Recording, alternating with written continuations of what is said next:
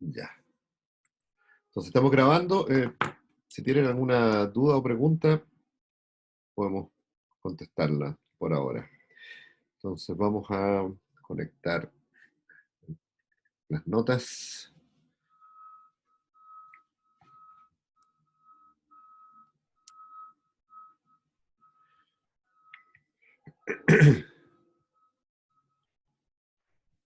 Ya. Voy a pasar esto para allá para poder ver mejor ahí.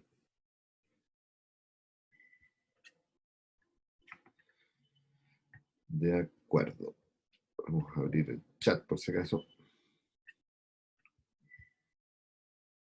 Ok, vamos a empezar con una materia que es bien intuitiva y termina esta parte de espacios vectoriales con algo que se llama la suma de espacios vectoriales.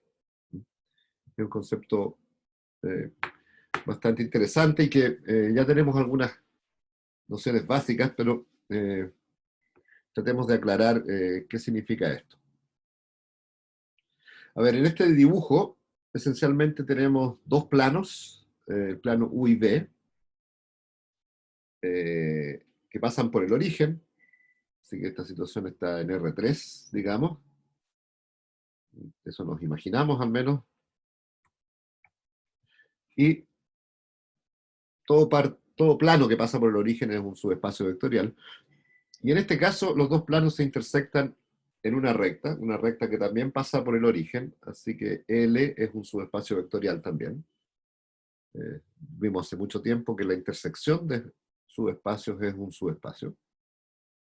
El problema que enfrentamos es que la unión como conjunto, o sea, los elementos que están en uno o en otro, no es un subespacio vectorial. Y para verlo un poquito más claro todavía, veamos qué sucede en el plano, en R2. Es un poquito más fácil de ver que en esta proyección de R3. Entonces, en el plano, tenemos los análogos a las rectas que son, a los planos que son rectas, perdón. Tenemos W y Z aquí en R2 ahora.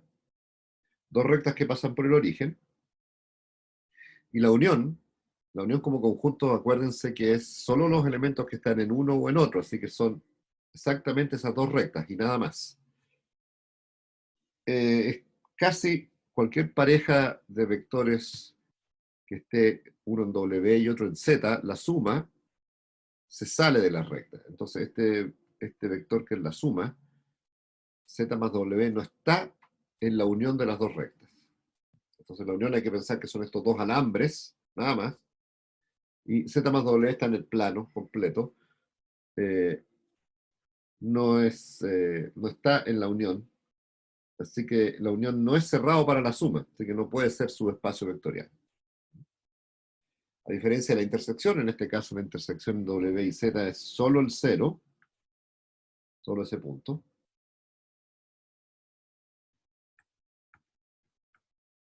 Voy a hacer un espacio acá.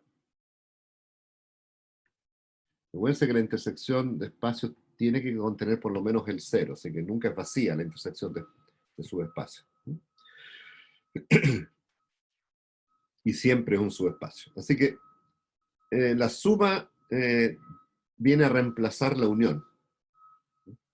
Así que, dado que la unión no es un subespacio, vamos a tratar de buscar uno que sea subespacio y que reemplace a la unión. Y si lo queremos reemplazar, necesitaríamos poner un subespacio que sea lo más chico posible y que contenga a W y a Z. Bueno, ya sabemos que si queremos lo más chico posible y que lo contenga, tiene que ser todas las sumas posibles. Entonces, la suma de U y W es simplemente todos aquellos vectores que se pueden obtener como suma de vectores, uno de U y otro de W. ¿Ya? Entonces, en nuestro ejemplo de R2, la suma de esos dos rectas sería todo el plano. ¿Ya? Todo R2. En nuestro ejemplo de acá, la suma de esos dos planos, U y B, Bueno, hay que pensar cuál es el subespacio más chico que contiene esos dos planos. En R3 no hay muchos, así que no puede ser un plano, porque un plano no contiene esos dos planos. Menos una recta. Así que el único candidato que queda es R3. Así que en este dibujo, U más B va a ser R3. O sea, todo vector de R3 se puede escribir como un vector que está en uno de los planos más uno que está en el otro. ¿Ya?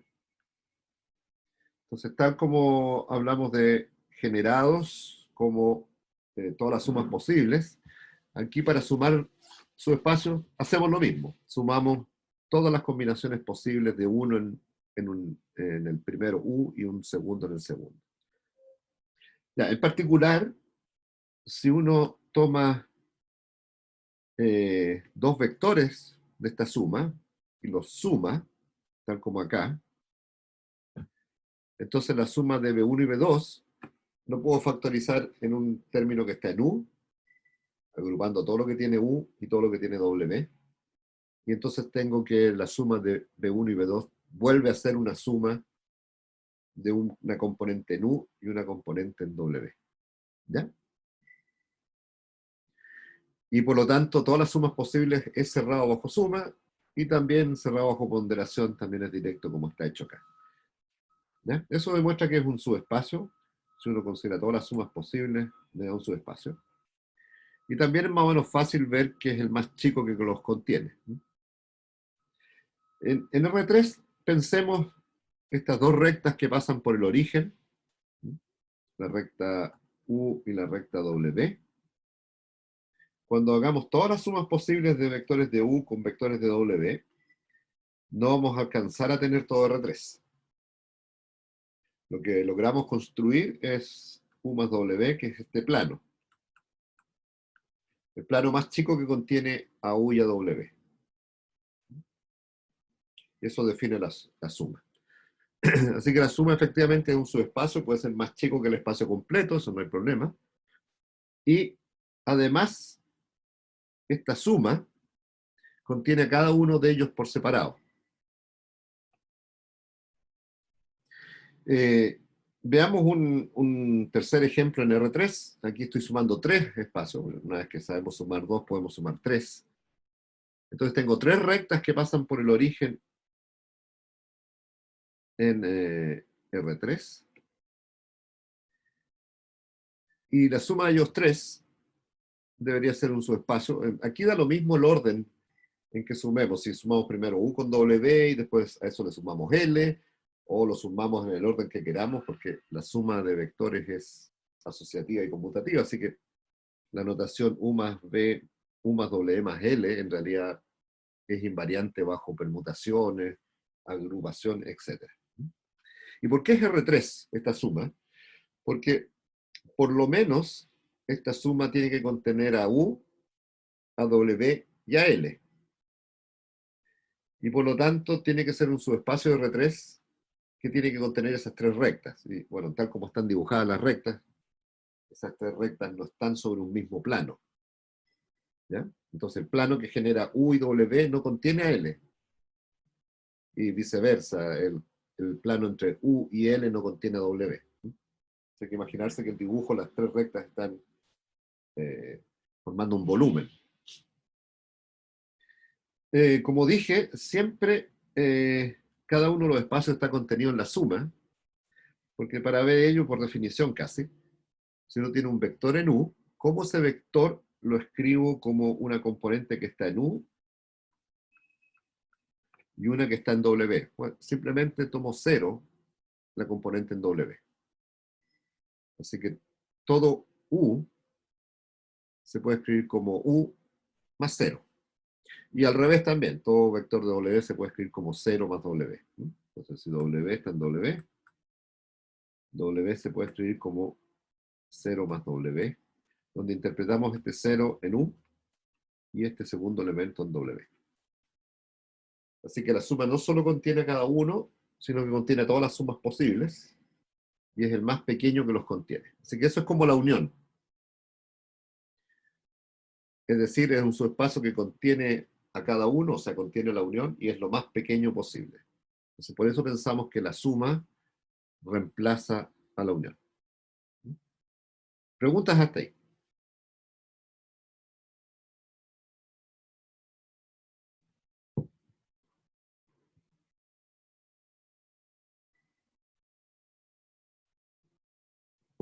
Ya, veamos qué podemos construir con la suma. Entonces tenemos dos operaciones de subespacio. Una es la intersección y otra es la suma. ¿Ya? Veamos aquí dos ejemplos típicos en R3. En R3 no hay mucho subespacio, así que o tenemos dos planos, o dos rectas, o tres rectas, o un plano y una recta. Esencialmente esos son todos los casos posibles. Ya, el ejemplo 1 y el ejemplo 2 se parecen, pero tienen diferencias. En el ejemplo 1 tenemos dos planos que pasan por el origen, para que sean subespacio, y estos dos planos tienen una intersección que es una recta. Esta es una recta que también pasa por el origen, así que también es un subespacio. Así que la intersección no es solo el cero. Acuérdense que siempre la intersección tiene que tener al cero por lo menos, así que la pregunta que nos vamos a empezar a hacer es, ¿la intersección es solo el cero o contiene más? Bueno, el ejemplo 1 contiene más, contiene toda una recta. Ya dijimos, tenemos estos dos planos que no son paralelos, supuestamente, el dibujo al menos así lo sugiere. Eh, aquí, aquí hay algo que debería corregir en este dibujo, esto está por arriba. El dibujo sugiere que son dos planos que no son paralelos, y por lo tanto el subespacio más pequeño que los contiene es todo R3, así que la suma es todo R3. En el ejemplo de abajo tenemos un plano P y una recta N, ambos pasan por el origen, así que son subespacios, y en este caso, a diferencia del anterior, la intersección es solo el cero, o sea, esa recta y ese plano se intersectan en un solo punto que es el cero, así que estoy suponiendo que la recta no está en el plano en particular. El dibujo sugiere que es una recta perpendicular al plano, pero lo que estoy diciendo, basta que la recta n no esté en el plano, así que esta recta no está contenida en el plano. ¿Ya? Entonces la suma vuelve a ser R3, porque el subespacio más pequeño de R3 que contiene el plano y esa recta no puede ser un plano. Si fuera un plano, tendría que coincidir con P, porque lo contiene, y un plano que contiene a P no puede ser más grande que P, exactamente P, así que no contiene a N. Y si tengo un plano que contiene a N, va a tener un pedazo que no logra cubrir en P. Así que un plano no es la suma de estos dos objetos, el plano y la recta. Así que el más chico es R3, igual que arriba, pero aquí hay una diferencia. La intersección es solo el cero y aquí la intersección es más grande que el cero. ¿Ya? Y eso va a jugar un rol ahora.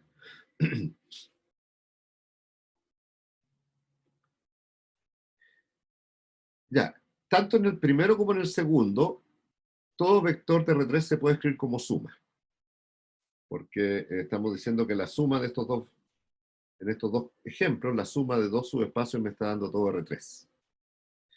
Así que tanto en el ejemplo de arriba como en el de abajo, todo vector de R3 se puede escribir como una suma de un vector en un subespacio más otro en el otro. Sin embargo, en el ejemplo 1, esta intersección de dos planos, yo puedo hacer lo siguiente. Puedo sumar y restar siempre un elemento de la intersección. Entonces hay que pensar que L está en la intersección, el vector U está en U, así que le sumo otro que está en U, porque L está en la intersección, así que están ambos. Así que me da un vector U más L que sigue estando en U. Y por diferencia al otro lado, W menos L, entonces ahora W está en el otro subespacio, W mayúscula, pero L está en la intersección, así que W menos L sigue estando en W. ¿Ya? O sea, tengo una descomposición de B como U más W y otra posible descomposición como U más L más W menos L. Y si L está en la intersección y es distinto de cero, entonces L distinto de cero, recuerden que la intersección en el ejemplo 1 tiene vectores L que no son cero, por ejemplo ese que está ahí, estoy pensando en ese L.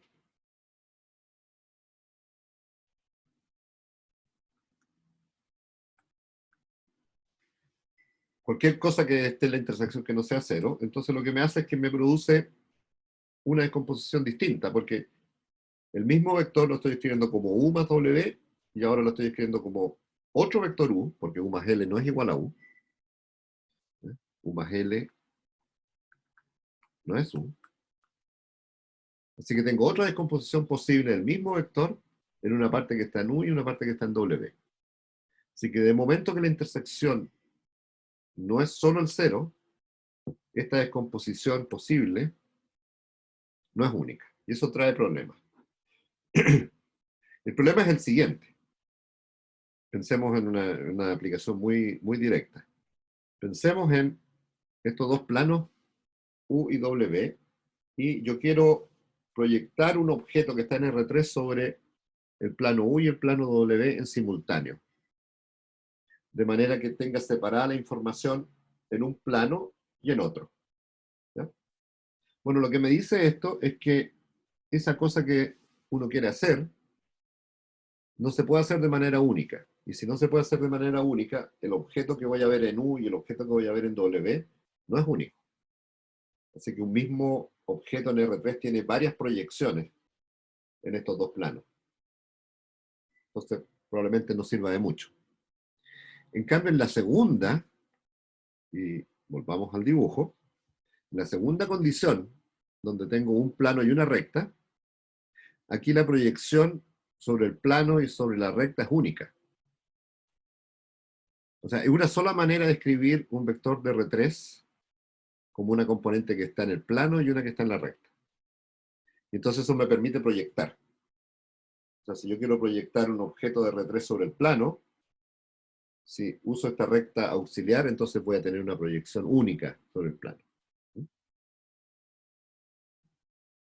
¿Y por qué es única? Porque si tenemos dos maneras de escribir el mismo vector como una componente en el plano y una en la recta, entonces hacemos la diferencia, b menos b me queda cero, y entonces podemos despejar lo que está en el plano a un lado y lo que está en la recta al otro.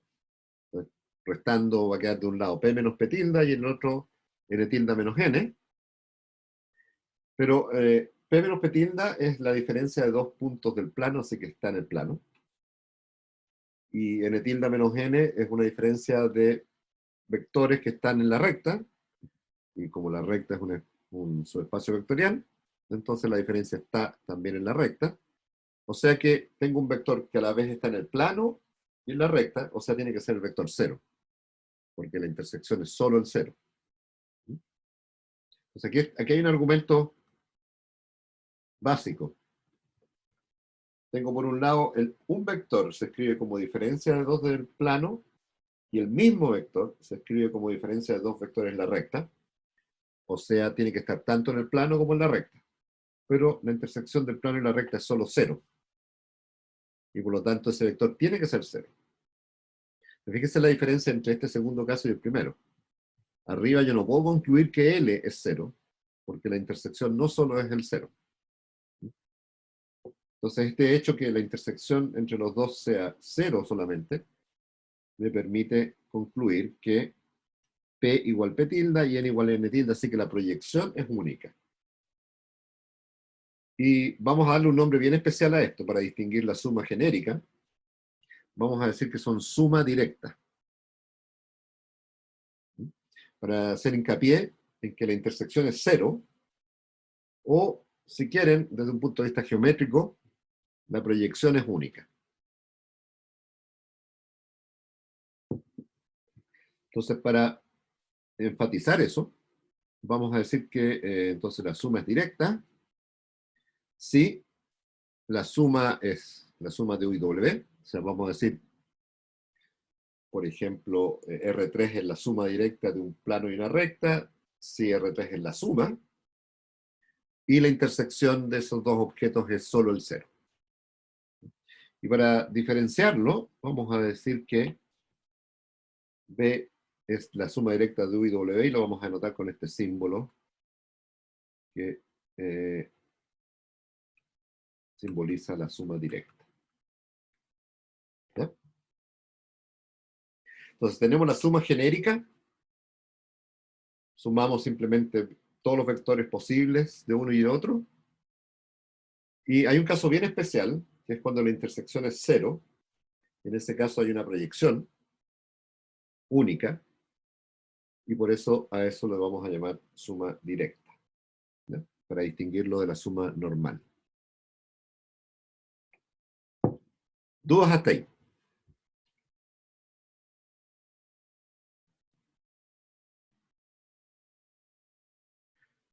Entonces, en nuestra notación, diríamos que en el caso del plano y la recta, R3 es la suma directa del plano y la recta. Recuerden que esas son dos propiedades, por si acaso. R3 es la suma normal, que todo par de subespacios suman algo, pero la intersección es solo el cero. Y eso me dice que hay una proyección que puedo proyectar sobre este objeto. Después del teorema, y voy a volver a la geometría un poquito para que vean qué significa la proyección acá. Ya, el teorema fundamental de esta parte es una fórmula que me dice cuánto es la dimensión de la suma. La dimensión de la suma es la suma de las dimensiones, pero tengo que restar la dimensión de la intersección.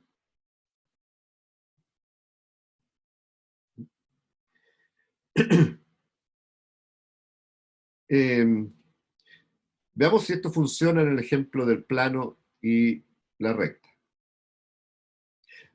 En el ejemplo del plano y la recta, la dimensión de P es 2, o sea, necesito dos vectores independientes para generar todo P, y la dimensión de la recta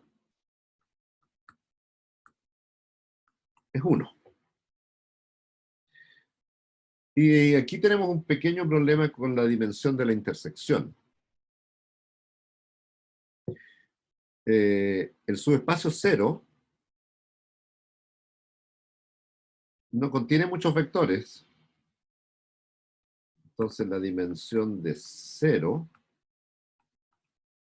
tiene que ser un número más chico que 1, porque la dimensión da una idea de tamaño.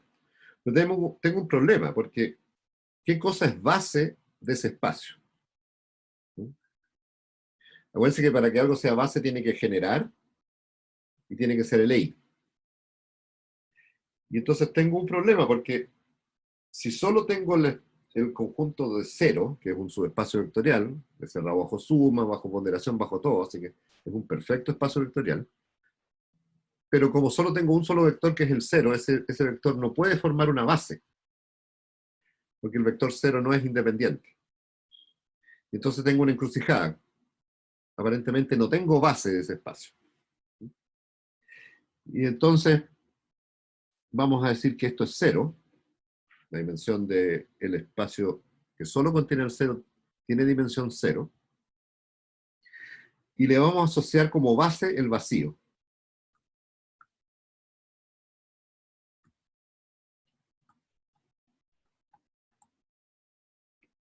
¿Ya? Si lo piensan un rato, el vacío tiene sus complicaciones, pero lógicamente funciona bien. El vacío es base de 0. ¿Todos los vectores del vacío son LI? Sí, eso está claro. Porque si no llegaría a una contradicción. ¿Y el vacío genera el 0? Bueno, ¿cuál es el subespacio más pequeño que contiene el vacío? Tiene que contener al 0. Así que el más chico que contiene el vacío es 0. Así que funciona perfecta la definición de base, y si quieren la podemos tomar como convención, ¿sí? Para que las fórmulas y todo quede cerrado. Sería un espacio raro el 0 que no tuviera base, entonces calza perfectamente con la definición que el vacío es base. El cardinal del vacío es 0, así que todo funciona perfecto. La dimensión del 0, 0, más chico que cualquier otra, porque debería ser el espacio más chico posible, y calza bien en la fórmula del teorema. En particular, cuando U inter W es solo el 0, y aquí insisto, U inter W no puede ser vacío, porque cualquier subespacio contiene el 0, así que la intersección por lo menos tiene 0. En el caso que esa intersección sea 0, entonces esa dimensión también es 0, y nos queda esta fórmula que está acá abajo. La dimensión de la suma directa es la suma de las dimensiones. No hay que descontar la intersección. ¿De qué me sirve esta fórmula? Vamos a verlo un poquito más adelante, ¿ya? Pero entonces tenemos una fórmula general que es la ¿Profe? del... Sí, me asusté. Dale, Una- dale, llegué a em, saltar. ¿La Dale. suma directa es un tipo de operación o solo depende de si los vectores que se suman, eh, la intersección es cero o no? Es una operación y corresponde a lo que tú dices. Es una operación entre espacios. A ver, a medida que van creciendo voy a decir, madurez matemática, eh, uno empieza a utilizar objetos cada vez más complicados, ¿no? Si se recuerdan lo que usaban hace, no sé, 10 años atrás, los objetos matemáticos normalmente eran enteros, los números reales a lo mejor. Hoy en día ya están usando espacios vectoriales como objetos, ¿sí? Entonces esto lo que hace es tomar dos objetos, dos espacios vectoriales y los opera. Así que sí, esto es una operación entre objetos grandes que son espacios vectoriales, ¿ya? Pero pueden ser cualquier espacio vectoriales o solo espacios vectoriales donde la intersección sea cero. No, no, no, la suma está definida para cualquier par de subespacios de un espacio más grande, ¿ah? Siempre necesitas Ah, como un ya. marco. O sea, No, pero la suma directa, la la suma con el directa circulito. claro, la suma directa es un caso bien especial de esta suma, Ujú. y lo único que simboliza es que además la intersección entre ellos es solo el cero. Y eso solo depende de los vectores, ¿cierto? Y eso solo depende de ellos dos, de U y W. Ya, eso era. ¿Mm? Esa era la Ya, duda. entonces, Gracias. eh, eh, me parece muy buena la pregunta, porque lo que estás haciendo, en el fondo, es tomar objetos grandes, o sea, estás sumando rectas, estás sumando planos, estás sumando rectas con planos, etcétera. Como que fuera un solo objeto. Es como sumar números, pero estoy sumando estructuras grandes ahora, ¿ya? Esa es la gracia. Eh, y Profe, dentro de esa suma, hay una muy especial que es la suma directa, sí. Hay otra pregunta, creo. sí, yo le iba a preguntar si la dimensión de cualquier punto aislado en el espacio sería de dimensión cero con base vacío también. A ver, sí y no. A ver, para nosotros, los espacios vectoriales siempre pasan por el cero. ¿Sí? Así que un punto que no sea el cero aislado, ese no es un subespacio y por lo tanto no tiene dimensión. ¿Sí? Pero hay una cosa que tú citas en el clavo, es que lo que uno va a hacer, y no en este curso, porque va más allá del curso, es que uno va a permitir que los subespacios se muevan. Entonces, imagínate una recta que pasa por el origen y la muevo paralelamente. Eso se parece harto a un espacio vectorial, tiene muchas propiedades como la de un espacio vectorial, pero no es un espacio vectorial porque no pasa por el origen. Entonces, la dimensión de esta recta que moví, que no necesariamente pasa por el origen, vamos a decir que tiene dimensión 1. Es un objeto que tiene una dimensión, digamos. Si muevo un plano en R3, ya no va a pasar por el origen, va a ser paralelo. También voy a decir que esto es un objeto que tiene dimensión 2. Y por lo tanto, claro, si yo considero un punto que no es el origen y que está lejos, es como trasladar el origen, también voy a decir que tiene dimensión 0. Pero ese concepto de dimensión es un poquito distinta a la dimensión de espacio vectorial. Es una dimensión que se llama topológica. Es una cosa un poquito distinta. Y de hecho, uno puede hablar de objetos que tienen dimensión fraccionaria. O sea, cosas que están entre rectas y planos, por ejemplo. Y que tiene algo como una estructura lineal. No puede ser un espacio vectorial, por supuesto, porque los espacios vectoriales están clasificados con dimensiones enteras. Pero no se puede imaginar conjuntos que no son ni un trazo, ni una recta, ni un plano, que son un poquito más complicados, que están entre medio. Y a esos también se les puede asignar dimensión. Pero eso está fuera del ámbito de este curso. Entonces, para resumir, en este curso hablamos de dimensión para los espacios vectoriales, o sea, objetos que son cerrados bajo supa y ponderación y por lo tanto pasan por el origen, y a ellos le asignamos un número que es el cardinal de cualquier base. Y a eso le llamamos dimensión. Ahora, eso es bueno saber que va a ser generalizado a otros objetos. ¿Ya? Y para los puntos tienes absoluta razón, los puntos son cero dimensionales, pero en otro contexto.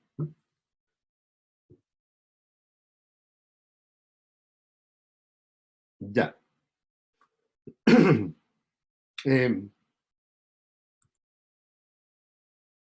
Veamos la demostración. Entonces vamos a demostrar esta fórmula que dice que vamos a ver varias versiones distintas de esta fórmula a lo largo del curso, al menos dos, que la dimensión de la suma genérica es la suma de las dimensiones menos la dimensión de la intersección.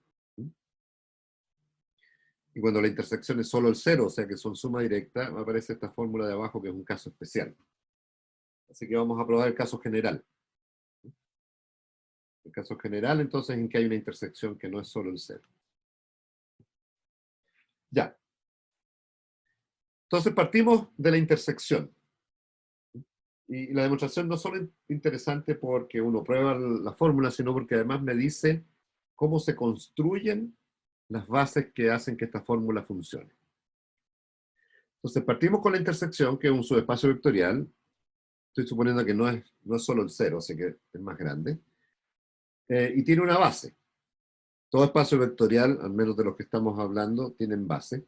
Y digamos que tiene una base con p vectores. ¿Ya?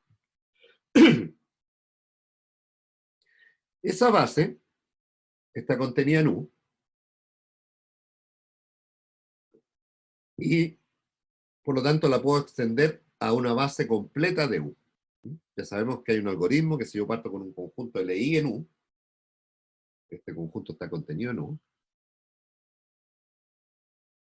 y es LI, así que no quiero borrar esto. Esto está contenido en U.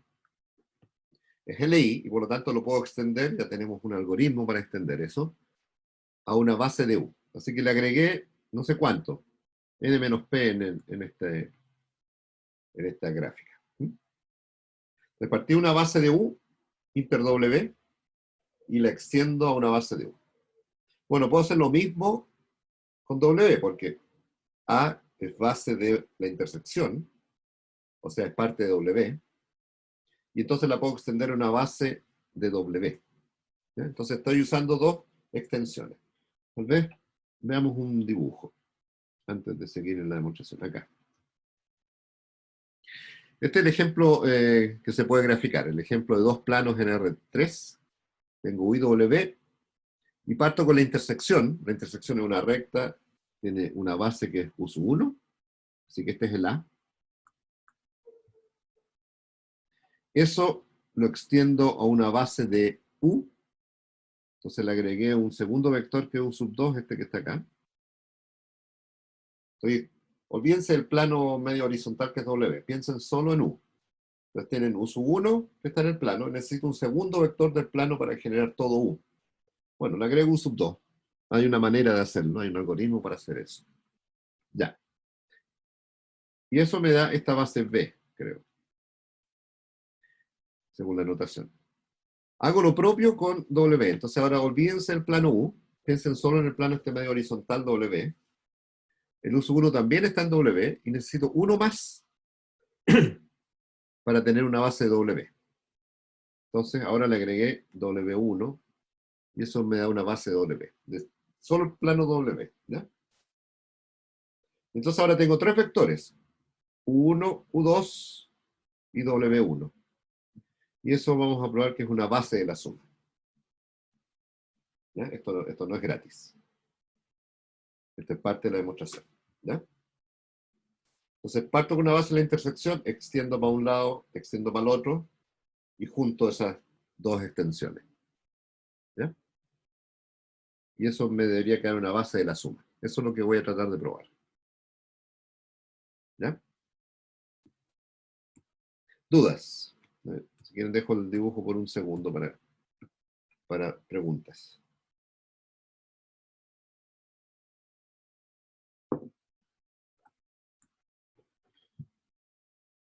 ¿Ya? En el dibujo es más o menos claro lo que habría que hacer, ¿no? Los tres vectores U1, U2 y W1 son una base de R3, que es justo la suma. En este caso, en el dibujo, esto es todo R3.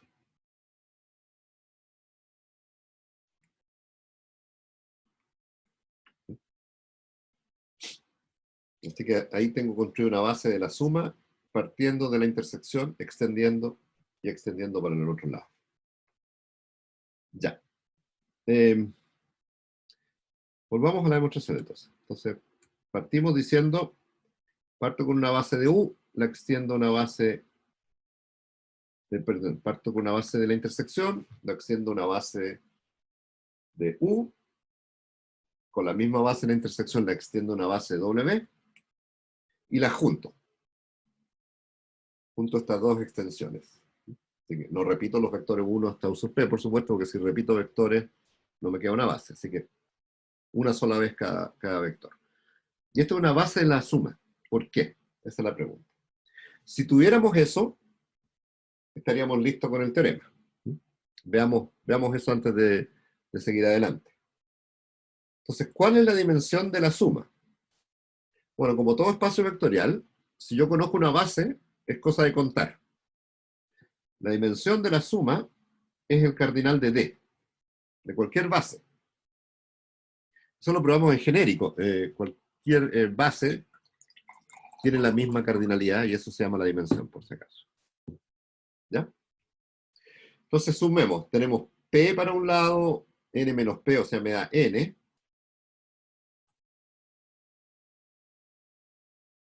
De los que partieran P, le agregué N menos P, o sea, tengo N. Y le agregué M más, así que es N más M. Voy a sumar y restar P. Así que tengo N, M más P. Fíjense que M más P es el cardinal de B.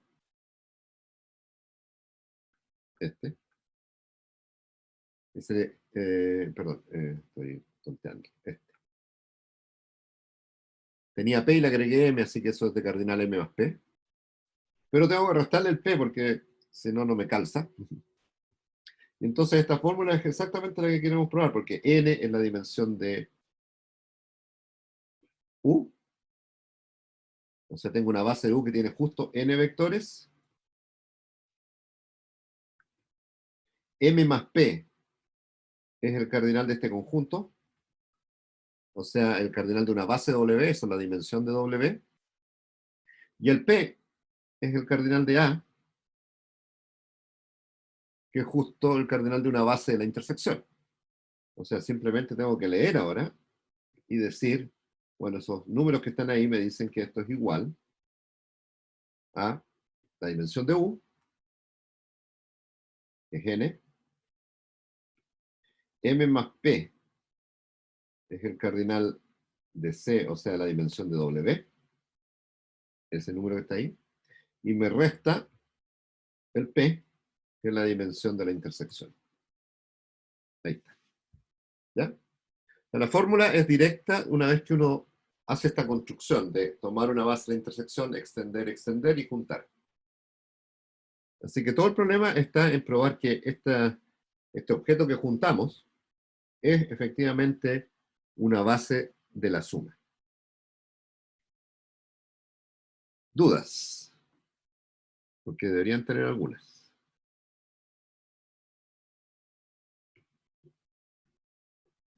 ¿Ya? Bueno, a lo mejor les surgen... Profe, hola. Sí, hola, dale. Lo que pasa es que yo vi el dibujo y le entendí, pero cuando Ya, pasó como a las bases y al tamaño, ahí me perdí un poco. ya. Hagamos el dibujo completo. Partimos con un sub 1 que es base de la intersección. ¿Ya? La intersección es una línea recta, eso es generado por un solo vector. Y el sub 1 no puede ser 0, entre paréntesis. Extendimos al plano U agregándole un vector. Eso me da U1, U2, que es la base de U, lo mismo para W. Y lo que nos queda probar es que cuando juntamos estos tres me queda una base de U más W. ¿Ya? Digamos que eso lo tenemos probado, porque eso es lo que vamos a probar en general. Entonces contemos ahora. ¿Cuánto es la dimensión de la suma? Bueno, es 3 porque es todo R3. Y esto es la dimensión de U, que es 2. Más la dimensión de B, de W, que es 2. Tengo 4, tengo que restarle 1, que es la dimensión de la intersección.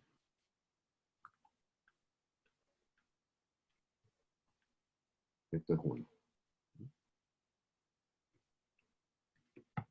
Y eso me da 3 igual 3. Entonces, cuando yo demuestro que cuando junté estos dos conjuntos me da una base de la suma, después es cosa de contar. Contar cuánto me aporta ese, cuánto me aporta ese, y ver que este de acá en realidad no repetí el 1, así que tengo que descontar la intersección. Esa es la fórmula. Es porque el uso Ahí 1 sí se no, entiende. es porque el uso 1 no lo puedo repetir, porque si lo repito ya no es base. Entonces tengo que considerarlo una sola vez. Por eso se elimina por eso se le resta la dimensión de la intersección, porque lo voy a contar una sola vez. Eso es lo que pretendemos demostrar. La demostración no es difícil, pero requiere, la demostración siempre complica todo. Entre Gracias, paréntesis, profe. ¿de qué? Entre paréntesis, parte de aprender matemáticas, digamos, es entender y manejar notación. O sea, buena parte de la matemática es notación, es lenguaje, tal como el español o el inglés, es un lenguaje, pero que además tiene interpretación, y eso, bueno, igual que el lenguaje. Entonces uno tiene que aprender las reglas del lenguaje, y las reglas del lenguaje son las demostraciones, en el fondo. Ya, tomemos un vector cualquiera en la suma. Me dijeron que la suma era la suma de dos componentes, una que está en U y una que está en W. ¿Ya? Esa es la suma de cualquier, ese es un vector que está en la suma. Tiene que tener una componente en U y una en W. Ya, entonces, como está en la suma, hay una parte que está en U y una parte que está en W. La parte que está en U la puedo escribir usando la base de U. Eso casi por definición de lo que es una base. Todo vector de un espacio se puede escribir como combinación de esa base. Así que fíjense que aparece U sub 1 hasta U sub n, toda la base completita de U. O sea, nuestro ejemplo de los dos planos sería U sub 1 y U sub 2, porque está en este plano. Como W está en el otro plano, tiene que ser una parte que está en la intersección y una parte que agregue. Así que esto es, en términos de la base, el segundo pedazo que contiene los U sub 1 hasta U sub P, el segundo pedazo es una base del espacio W. Entonces, en esta suma hay cosas repetidas, ¿eh? Porque los U sub 1 y U sub P participan en las dos sumas. Están escondidos en U. Los primeros P términos de U involucran U sub 1 hasta U sub P. ¿Ya? Pero es simplemente que, como tenemos una componente que está en U, se puede escribir en términos de la base de U, y la base de U es U sub 1 hasta U sub n. Y ahora la base de W contiene los primeros P, que eran la intersección, y los que aumenté para completar. ¿Ya? Ya, entonces aquí lo que me queda es una combinación de todos los U sub 1 hasta U sub n. La segunda parte están repetidos los 1 sub p, así que los puedo factorizar. Así que el primer bloque, que lo llamo Z, en realidad es una combinación de U sub 1 hasta U sub n, nada más. Y después viene un bloque que depende solo de los W. Así que son todos una combinación de D al final. Recuerden que D tiene U1 hasta U sub P, los que agregué para U y los que agregué para W. Así que si yo factorizo esta suma larga que tengo, que tiene N más P más M términos, la puedo factorizar de manera que los U sub 1 hasta U sub P, que aparecen al medio, esta parte de acá, la puedo cargar acá al principio. Así que al final solo involucra los U y los W. ¿Ya? Así que es una combinación de D. Acuérdense que D era eso. D, puse los U sub 1, después puse los que agregué, los UP más 1 hasta U sub n, y los que agregué. ¿Ya? ¿Profesor, sigue la demostración o ya paró? No, sigue, porque ahí solo genera. La parte difícil no es que genere, la parte difícil es que son LI. ¿Mm? Ah, ya. Esta es la generación, nada más.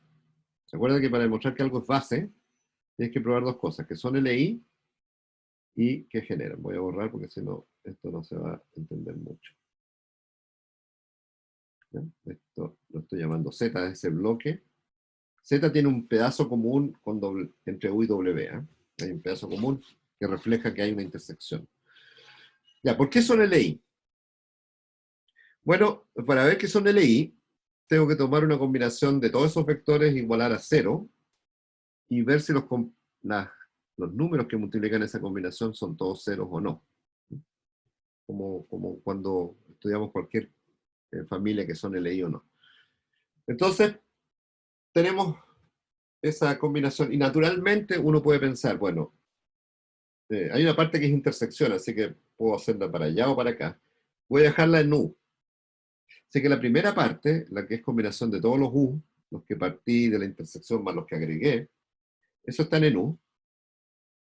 Y la segunda parte está en W. Así que naturalmente en esta escritura, en esta combinación igual 0, hay una parte que puedo reconocer que está en U y otra parte que está en W. ¿Ya? Podría haberlo mezclado también para el otro lado, pero está lo mismo. Quedémonos con esta manera de mirarlo.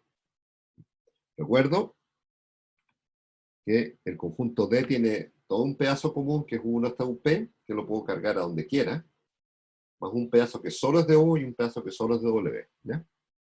Y aquí decidí, porque da casi lo mismo, que la primera parte solo depende de U y la segunda de W. ¿Ya? Pero esto es igual a 0, así que puedo despejar uno en función del otro. ¿Ya? Entonces, la primera parte que lo llamo U barra, esa, más W barra da 0, así que puedo despejar U barra como menos W barra.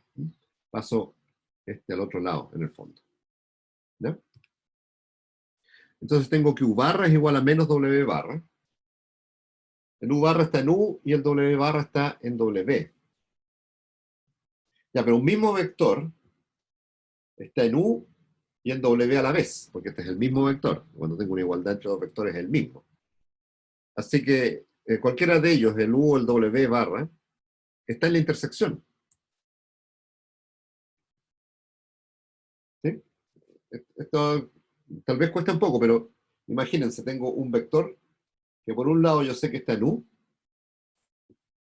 y es igual a otro que está en W. Así que ese mismo vector está tanto en U como en W. En cualquiera de los dos, el U o el W barra, da lo mismo. No se engañen con el signo menos porque un espacio vectorial es cerrado bajo ponderación, así que esté W o que esté menos W barra, da lo mismo. Si quieren ser más estrictos, menos W barra está en la intersección, pero la intersección es su espacio, así que si está menos W barra, está W. ¿No? Ya. Da lo mismo. Entonces, esta es la única cosa interesante de esta demostración. A partir de esta combinación igual a 0, logro distinguir dos bloques, uno que está en U, otro que está en W, y su suma da 0, así que si despejo uno en función del otro, tengo que el mismo bloque U barra está tanto en U como en W. ¿Ya? O sea que está en la intersección. Pero la intersección es generada por esta base de que partimos, que en el dibujo era en la base de la recta. Y si está en el generado por A, tiene que ser escrito como combinación de esa base. Y aquí entonces aparece U sub 1 hasta U sub P solo. Porque A era base de la intersección. Así que solo tiene el primer bloque. Ya. Y escribo W barra, que lo que teníamos, W barra, les recuerdo, es esta combinación que está acá. Y la reemplazo. Así que tengo dos maneras de escribir W barra. Uno, usando U1 hasta U sub P, o bien usando W1 hasta WM. Ya, eso es raro porque tengo una base, todos los U1 hasta U sub P juntos con los W1 hasta WM son base, y tengo un mismo vector que se escribe de dos maneras distintas, hay algo sospechoso. Y para hacerlo más claro, voy a restar. Entonces voy a tener 0, si resto estas dos cosas, paso a la segunda restando. Tengo que 0 es una combinación de los U1 hasta UP, W1 hasta WM. Pero esa colección de M más P vectores, por hipótesis, es la base de W, así que son LI. Porque todos estos vectores son LI. Recuérdense el dibujo. En el dibujo teníamos P igual a 1, un solo vector, y le agregamos un solo vector, W. Entonces teníamos dos vectores generando un plano, esos son LI. Entonces todos estos coeficientes tienen que ser 0. Tanto los eta como los ρ, pero me interesan los ρ, porque entonces, ¿de dónde partí? Esta parte es 0. Que no era evidente. Tengo 0 igual a un vector más otro, no tiene por qué ser 0 cada uno de ellos. Si ya probamos que estos ρ son 0. ¿Ya?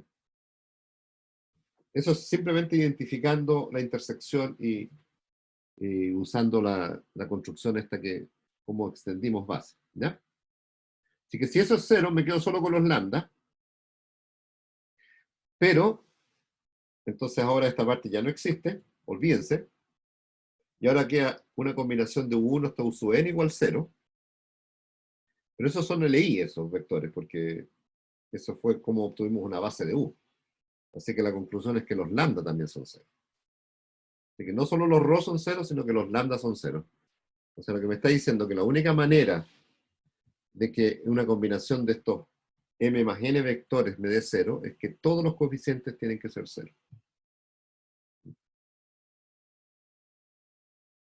En general, la demostración de independencia funciona así. Uno supone que es igual a 0 y trata de demostrar que los coeficientes son 0. Aquí es un poquito más rebuscada que lo que estábamos acostumbrados, porque hay que mezclar esta cosa de la intersección.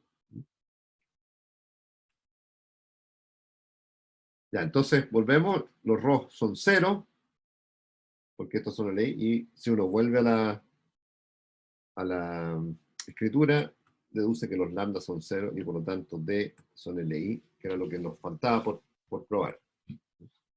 Que todos los D, que los vectores de D son LI. ¿Dudas? ¿Preguntas?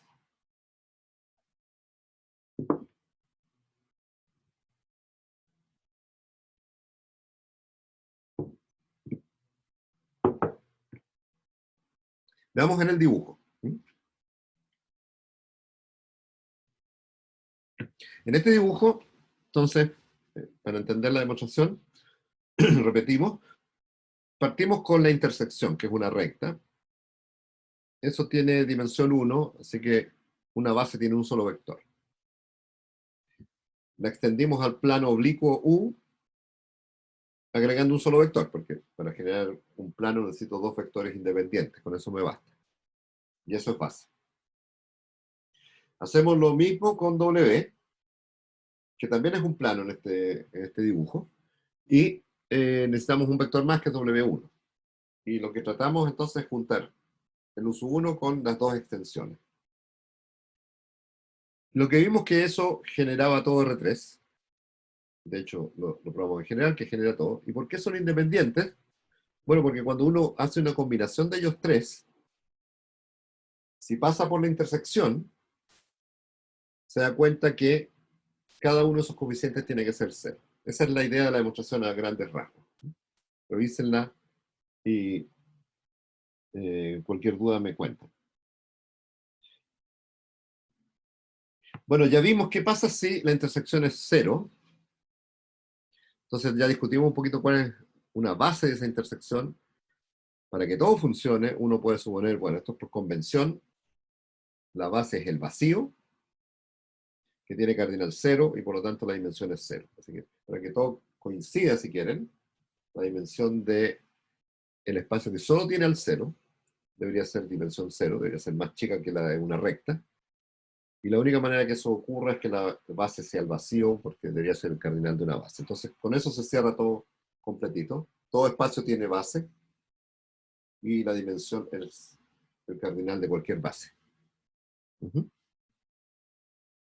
Ya, preguntas. Voy a tratar de borrar una página. Ah, no, creo que tengo. Voy a cerrar este.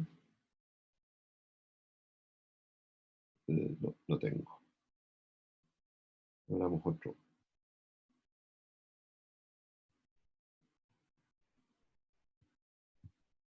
Ya. Veamos esta cosa en términos de la proyección. Y voy a tratar de hacer un dibujo. Bueno, el más fácil de todos es cuando tengo una recta y un plano. ¿Ya? Entonces tengo L y el plano. ¿Cómo se proyecta en este caso? Bueno, yo tengo un vector que supuestamente está acá en R3 cualquiera. ¿Cómo lo escribo como un vector que está en el plano y un vector que está en la recta?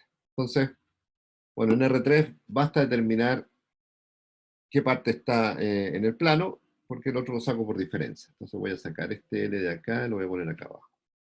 Este es L. Entonces lo que hacemos geométricamente es trazar una recta paralela. Me está saliendo muy paralela. Entonces la estoy dibujando así para que esta es una L' paralela a L, que pasa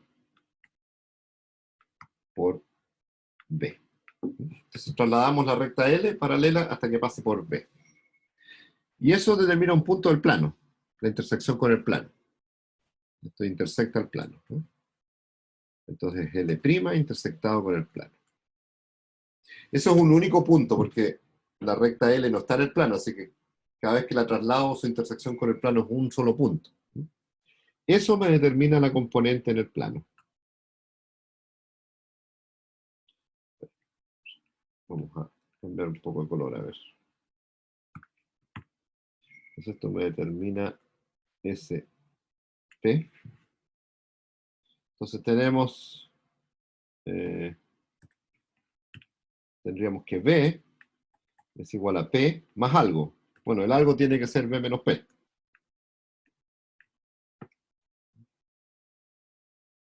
¿Cierto? No hay otra posibilidad. Este está en el plano. Y este está en la recta. ¿Cuál es B menos P? Bueno, cuando hacen la diferencia va a ser este vector que está acá. Este es B menos P.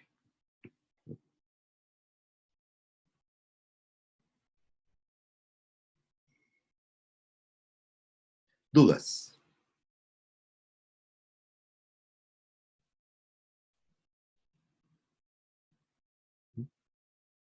Ya, veamos qué pasa cuando tengo dos planos. El dibujo se pone tedioso y difícil.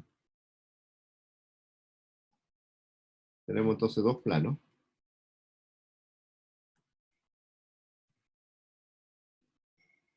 Vamos a dibujarlo lo entero y después borramos.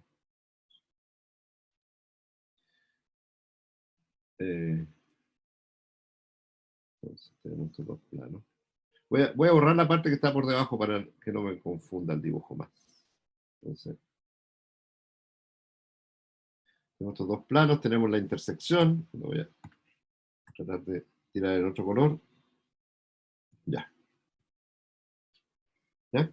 Entonces, imagínense, los planos son infinitos y qué sé yo. Entonces, ¿cómo escribo un vector? Por acá está el 0.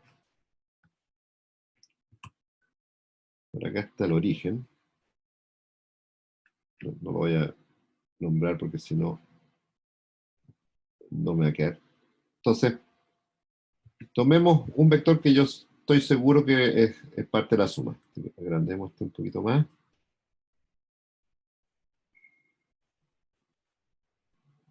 ¿Ya? Estos planos no son transparentes ahora. Entonces, un vector de acá le sumo un vector de acá. Y eso se me levanta por acá, probablemente. Probablemente esa suma. Si la miran desde acá, estos son los dos planos. Tengo un vector acá, entonces la suma me da fuera de los planos por acá. Entonces, este que está acá, más o menos. ¿Ya? Entonces, este es U, W, este es el U, perdón, dije que era U, sí, este es U, y este es W, y este es la intersección. Ya. Y este vector que está acá es un vector que está en R3.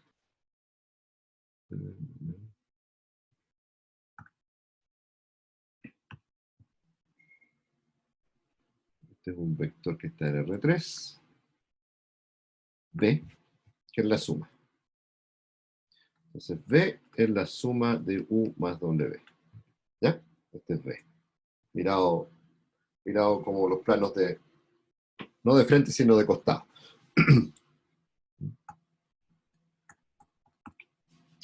Ya.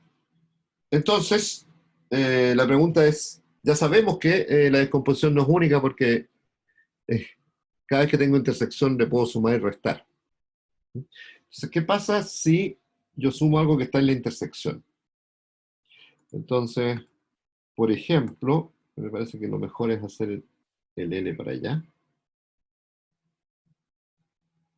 Entonces la suma, esta suma me da algo así.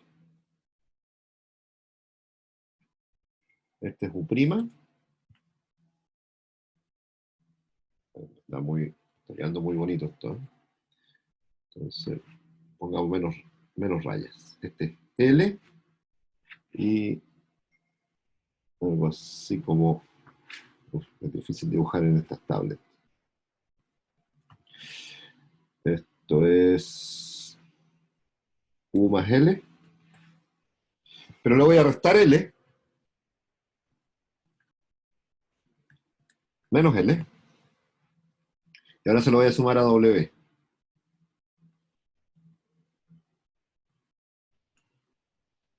Voy a borrar esto.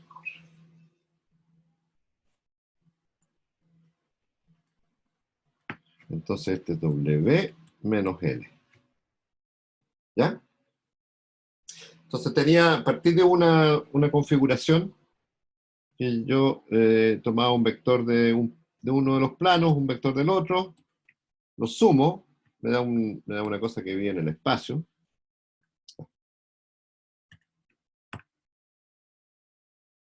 Y ahora sumo y resto algo que está en la intersección. ¿Ya? Entonces este mismo B se escribe como U más L más W menos L. Este sigue estando en U y este sigue estando en el plano W. Esa es la gracia de la intersección. Como el L está en la intersección, cuando lo miro desde U, suma para U, cuando lo miro W, suma para W. ¿Ya?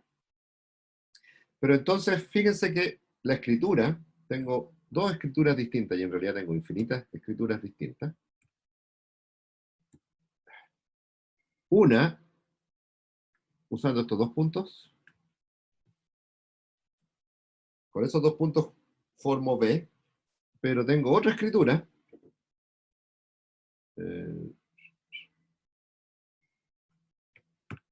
Usando estos dos puntos, S y S. Que son distintos los puntos rojos. Y la suma me está dando el mismo vector B. Entonces, claramente este vector B que está fuera de los dos planos, no tiene sentido cuál es su proyección, porque pueden ser los dos puntos rojos, pero podrían ser los dos puntos verdes. Entonces, no tiene una única manera de proyectar B en puntos en U y W. No lo puedo hacer. Sí lo puedo hacer cuando uno es un plano y una recta en R3. Pero Profesor, entonces que ¿sí? la descomposición no era única, ¿no es cierto? Claro, la descomposición no es única. Entonces, en la descomposición uno le llama una proyección, ¿sí? Porque es como bajar el vector B a los distintos planos, pero esa manera de proyectar no es única. Así que si se imaginan que B forma una figura arriba en R3, la figura que se ve en U y W puede ser casi cualquier cosa. No está bien definida la figura. No está bien definida esta proyección en estos dos planos. Entonces habría que hacer algo más si uno quisiera proyectar esta cosa sobre los dos planos. Pero sin embargo, cuando estoy aquí en recta, no hay muchas maneras. Hay una sola, de hecho, de proyectar este objeto que está en R3 sobre un plano y una recta que medí.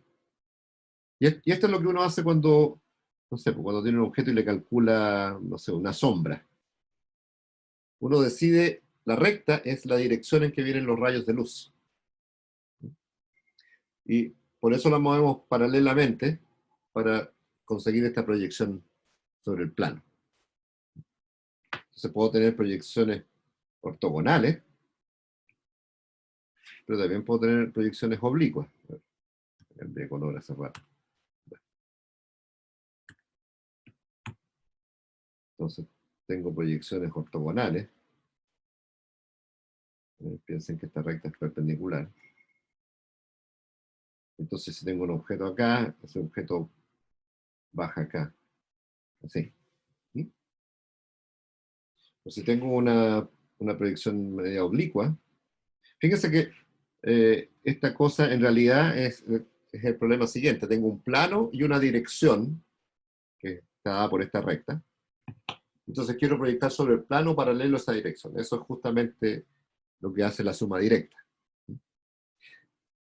Pero si yo tengo un plano, ¿no?, y una dirección un poquito más oblicua, voy a poner acá el 0. Entonces la dirección es un poquito oblicua. Ya no es perpendicular, pero más o menos. Entonces esta es la recta L ahora, o L tilde, y el plano es el mismo. Entonces si yo proyecto ahora una cosa acá, ya no se proyecta hacia acá, sino que se proyecta más bien así. Entonces se va a formar una cosa a lo mejor más alargada, ¿no? Se deforma un poco. Entonces en vez de hacer esto, se hace esto. Y eso me sirve para hacer un montón de simulaciones y qué sé yo. Pero tiene muchísima más utilidad que simplemente proyectar como sombra. Más preguntas.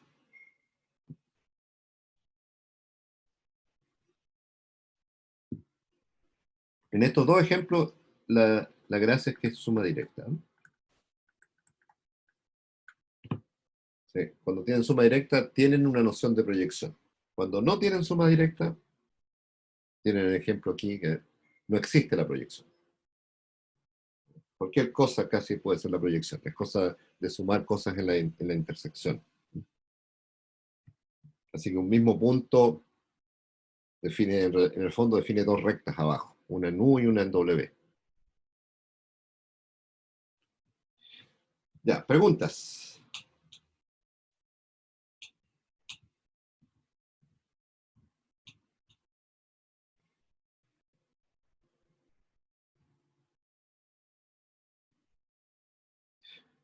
Los dejo con una inquietud.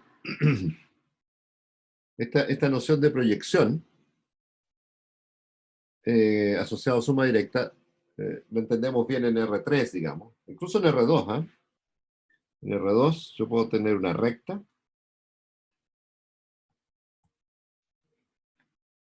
y puedo proyectar perpendicularmente a la recta. O sea, si tengo un punto acá, puedo proyectarlo. Esto sería más o menos Pitágoras, ¿eh?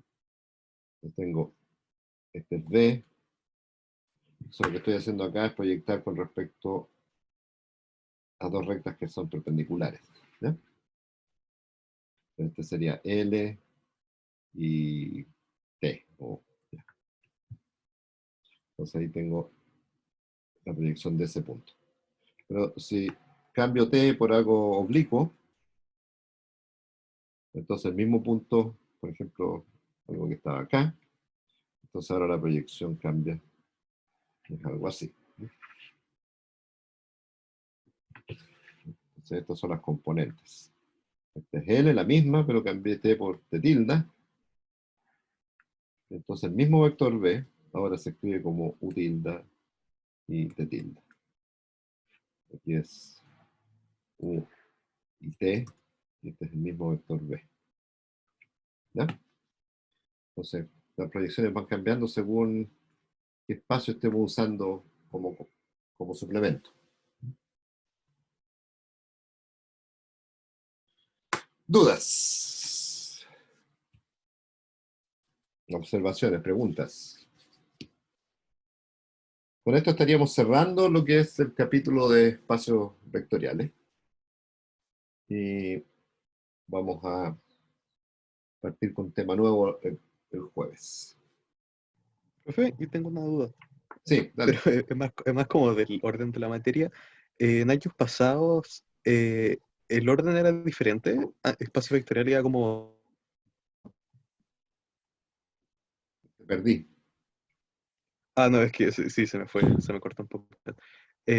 Que años pasados, antes de pasar a espacios vectoriales, pasaban rectas, no sé Ya. cómo se llama la materia. Sí. Sí, yo creo que hasta hace un par de años, tal vez el año pasado todavía un poco, veíamos un pequeño capítulo de geometría en R2 y R3, rectas y planos, qué sé yo. Ujú. Pero decidimos esa parte, bien verla de manera informal a medida que uno va viendo los ejemplos. Y un poquito lo que necesitamos lo vamos a ver más adelante. Entonces lo que logramos es eliminar esa parte para concentrarnos en matrices, espacios vectoriales, transformaciones y valores vectores propios. Y lo que necesitamos es esencialmente las fórmulas de proyección que están involucradas aquí atrás, que las vamos a ver cuando veamos valores y vectores propios. O sea, en el Ya, fondo se buenísimo. redujo un pedazo de la materia y lo estamos haciendo muy intuitivo. Estas cosas geométricas que hacemos en R2 y R3 son súper intuitivas, digamos. O sea, no estamos Ya, formalizando, ¿no? Lo vamos a ver, lo que necesitamos de verdad lo vamos a ver un poquito más adelante. gracias. ¿De qué? Ya, entonces paramos esto. Hoy día terminamos un poquito antes. Y que les vaya bien los que tienen control hoy día, me parece, ¿no? Chao, profe, gracias. Chao, cuídense. Yo, profe.